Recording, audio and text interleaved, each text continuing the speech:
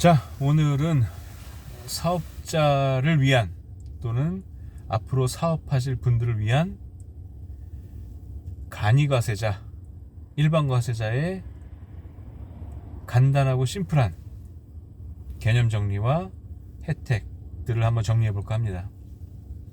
우리가 간이과세자에서 일반과세로 전환되는 기준은 당해년도 소득이 1억 400만 원 이상이 됐을 때 내년도 7월 달에 일반과세자로 전환이 되는 게 기본 큰 구조입니다. 그래서 간이과세자는 당해년도 수입이 1억 400 이하여야 계속 간이과세자로 유지할 수가 있고, 그 다음에 부가가치세 개념과 종합소득세 개념에서 절세를 할 수 있는 간이과세자 혜택들이 있어요. 그건 뭐냐면, 간이과세자는 예를 들어서 우리가 그 밖에 서비스업이라는 업종이라고 한다면 업종에 따라서 부가가치율을 공제를 해주는데, 부가가치율로 그 매입세액을 결정해 주는 거예요. 그래서 그 밖에 서비스업, 내가 서비스업이다, 근데 그 밖에 서비스업이면 30% 부가가치율을 계산을 합니다. 그러면 30%에 10%, 총 매출액의 3%, 30%에 10%니까 두 개 곱하면 3%, 3%가 부가가치세 납부 대상 금액이 돼버리는 거예요. 자, 우리가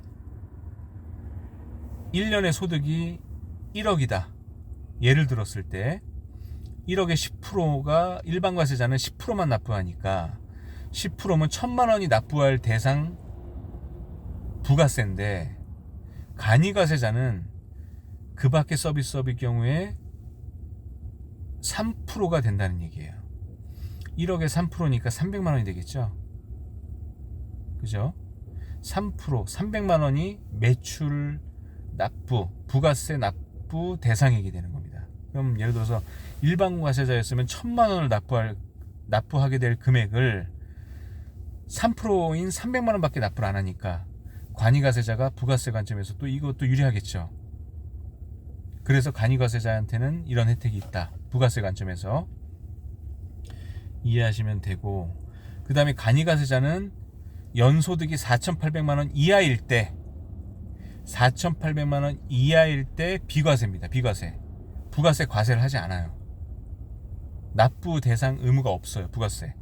4,700만 원, 4,500만 원 매출액이 나오면 부가세를 안 내도 되는 겁니다. 부가세란 개념은 우리가 고객한테 결제를 받았을 때 10%를 결제를 같이 받아버리고 그 10%는 정부에다 세금을 내는 거예요.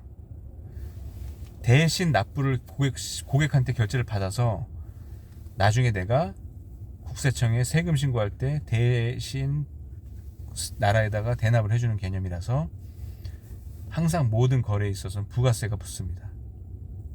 그래서 부가세라는 거는 그런 개념으로 이해해 주시면 되고, 자, 종합소득세 때 어떤 혜택이 있느냐, 간이과세자가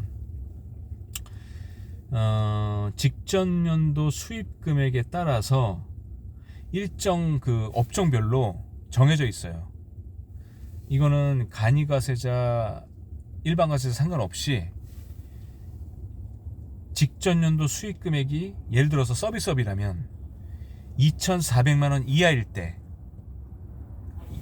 연소득이 직전 연도 연소득이 2,400만 원 이하일 때, 서비스업일 때, 그럴 때 단순 경비율이라는 걸 적용받습니다. 단순 경비율. 그러니까 일정 금액의 경비율을 저소득으로 봐서 경비를 매겨줘서 매입을 잡아준다는 거예요. 그게 82.9%입니다. 서비스업일 경우에 82.9%. 만약에 그게 숙박업이라면 3,600만 원까지의 매출의 이하에 대해서, 3,600만 원 이하에 대해서 단순 경비율을 적용을 해줘요. 그것도 80몇 %대가 돼 있죠. 정확하게 나중에 봐야 되겠지만, 그런 식으로 해서 단순 경비율이라는 거는 소득이 다소 적은 사업자에 대해서 간이건 일반이건 단순 경비율을 적용해서 종합소득세 납부 대상액의 경비를 턴키로 인정해준다, 이렇게 생각하시면 돼요. 근데 만약에 그 이상이야, 소득액이 서비스업일 경우에 2,400 이상이야, 그리고 숙박업일 경우에 3,600 이상이야, 이럴 경우에는 기준 경비율로 갑니다. 기준 경비율. 기준 경비율은 2에서 3%밖에 안 돼요. 그래서 아까처럼 80몇 프로가 인정이 안 되는 거죠. 그래서 기준 경비율은 업종에 따라서 2에서 3%가 경비로 인정이 되고, 기초 경비로 인정이 되고, 나머지는 이제 사람을 고용했으면 인건비, 그 다음에 매입했으면 매입에 따른 매입비, 카드 결제 내역, 뭐 이런 것들, 매입세, 공제가 되는 거죠. 그래서 예를 들어서 수입이 1년에 1억이었어. 근데 기본 공제가 2%가 된다 치면, 1억에 2%면 200만 원이 되는 거죠. 200만 원 기본 공제가 되고, 나머지 금액에 대해서는 인건비가 예를 들어서 9천만 원이야.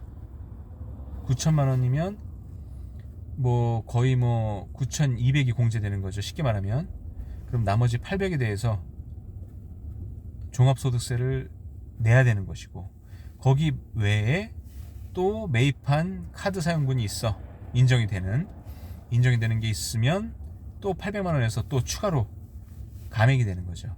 그럼 그게 600이 될 수도 있고, 이제 그런 식으로 되는 겁니다. 근데 우리가 대부분 영리를 취하기 위해서 하는데, 인건비가 이렇게 많아버리면은 사실상 망한 사업장이겠죠. 그래서 인건비는 보통 20%, 최대 30% 언더 내에서 유지하는 게 가장 좋고, 그게 힘들다면 50%는 넘지 말아야 되겠죠. 다 기술직이면 또 50% 넘을 수가 있어요. 50% 준해서 왔다 갔다 그럴 수 있습니다. 전부 다 기술업종이라면.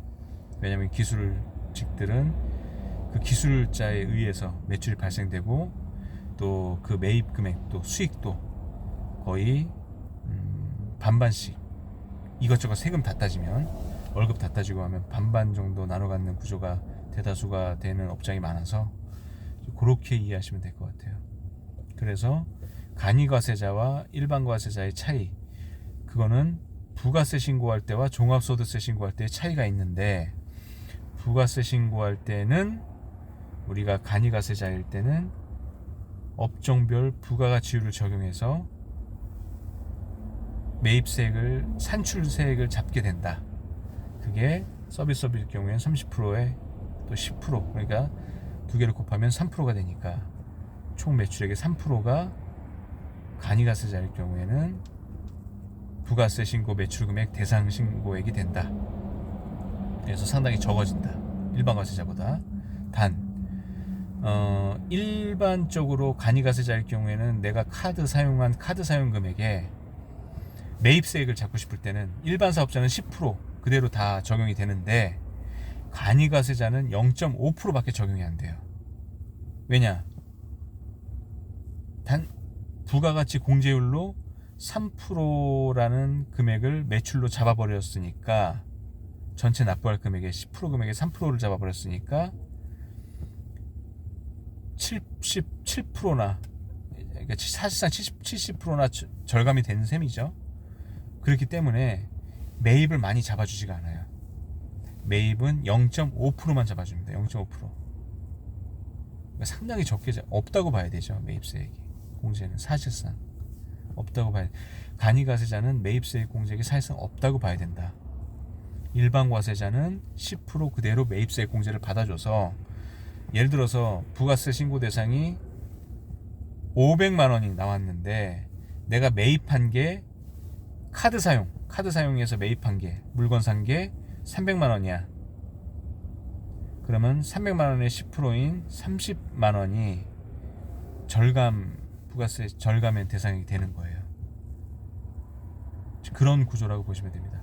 정확한 거는 다들 세무사를 통해서 다들 숙지하시고 계시겠지만, 이것조차 개념조차 모르시는 분들이 또 있을 수가 있기 때문에 간단하게 영상에서 이렇게 담아봤습니다.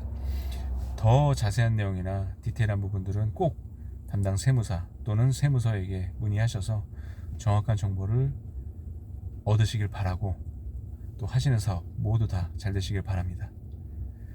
저 채널 메인 채널은 전원생활연구소 TV예요.